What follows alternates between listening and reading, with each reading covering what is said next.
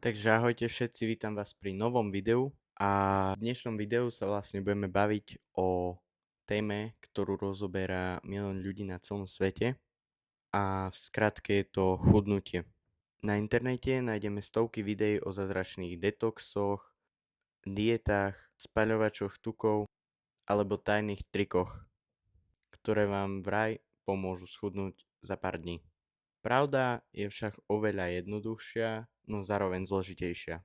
V tomto videu vám nechcem povedať len to, že musíte byť v kalorickom deficite. To už dnes vie skoro každý. Chcem vám vysvetliť, čo sa skutočne v tele deje, keď začnete chudnúť, prečo niekedy váha stojí, aj keď robíte všetko správne, a prečo väčšina ľudí robí stále dookola tie isté chyby. Tak poďme na to. Najprv si musíme vysvetliť jednu veľmi dôležitú vec. Veľa ľudí povie, chcem schudnúť, ale čo to vlastne znamená? Chcete schudnúť číslo na váhe alebo telesný tuk? To sú dve rozdielne veci. Keď sa postavíte ráno na váhu, číslo, ktoré tam vidíte, nie je čisto iba tuk. Je to voda, svaly, obsah žalúdka, glykogén uložený vo svaloch a pečení a samozrejme aj telesný tuk. To znamená, že ak zajtra vážite o kilogram viac, vôbec to nemusí znamenať, že ste pribrali kilogram tuku. Na uloženie 1 kg telesného tuku by bolo potrebné prijať 7700 kalórií navyše oproti tomu, čo vaše telo spotrebuje. Takže ak ste si včera dali pizzu alebo viac sacharidov, veľmi pravdepodobne ste nepribrali kilogram tuku. Vaše telo len zadržalo viacej vody a doplnilo zásoby glykogénu. Takže prvá vec, ktorú si zapamätajte, je, že vaša váha kolíše zo dňa na deň. A je to úplne normálne. Teraz si povedzme, odkiaľ telo reálne získava energiu. Každú jednu sekundu vaše telo pracuje. Bije vám srdce, fungujú pľúca, mozog spracováva informácie, bunky sa obnovujú a svaly vykonávajú pohyb. Na všetko toto potrebuje telo energiu.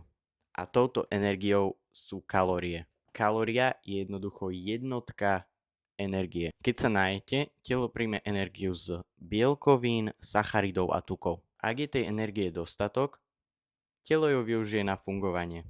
Ak jej však príjmete viac, než potrebujete, prebytočnú energiu si začne ukladať do zásob, najmä vo forme telesného tuku. Naopak, ak energie príjmete menej, telo musí niekde tú energiu zobrať.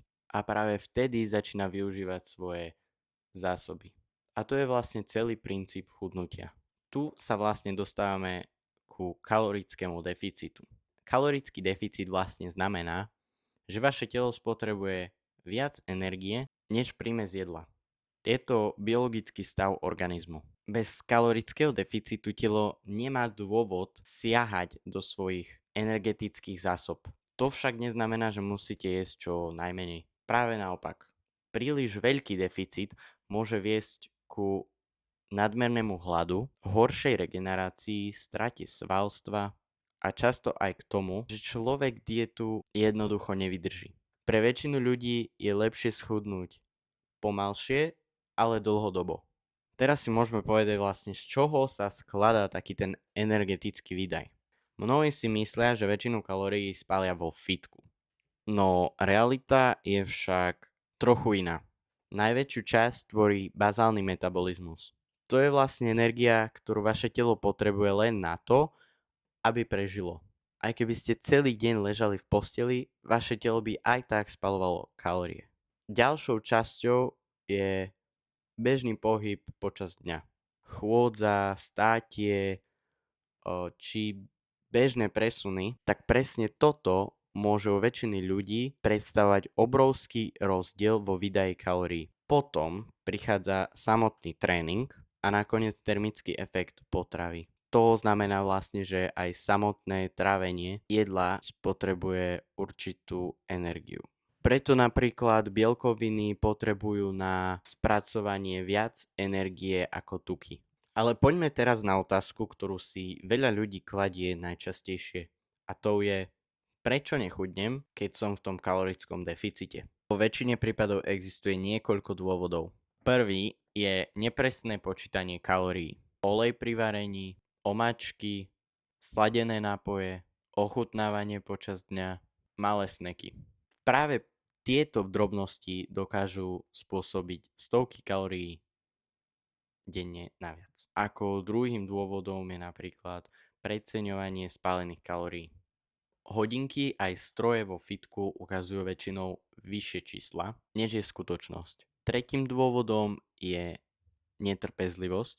Ľudia sa odvážia po 3 dňoch a keď váha neklesne, myslia si, že nič nefunguje. Lenže telo zadržiava vodu, najmä po náročnom tréningu, po väčšom množstve sacharidov alebo pri strese. Preto je lepšie sledovať priemer váhy za celý týždeň ako jednu hodnotu. No často sa hovorí aj o pomalom metabolizme. Medzi ľuďmi existujú rozdiely. Niektorí prirodzene spalia o niečo si viac energie ako iní, ale väčšina ľudí svoj metabolizmus aj tak precení. Oveľa väčší rozdiel tvoria každodenné návyky. Koľko chodíte, koľko sedíte, ako sa stravujete, koľko spíte a hlavne ako dlho dokážete ostať konzistentní. Na záver by som chcel povedať jednu vec. Chudnutie nie je o hľadaní tej najlepšej diety, je o pochopení, ako funguje vaše telo. Keď pochopíte princípy, prestanete veriť každému produktu alebo extrémnej diete. Budete vedieť robiť rozhodnutia, ktoré vám prinesú výsledky nielen na pár týždňov, ale na dlhé roky. A ak sa vám toto video páčilo a chcete viac takého edukačného obsahu, určite nezabudnite dať odber. A ďakujem za vašu pozornosť a vidíme sa pri ďalšom videu.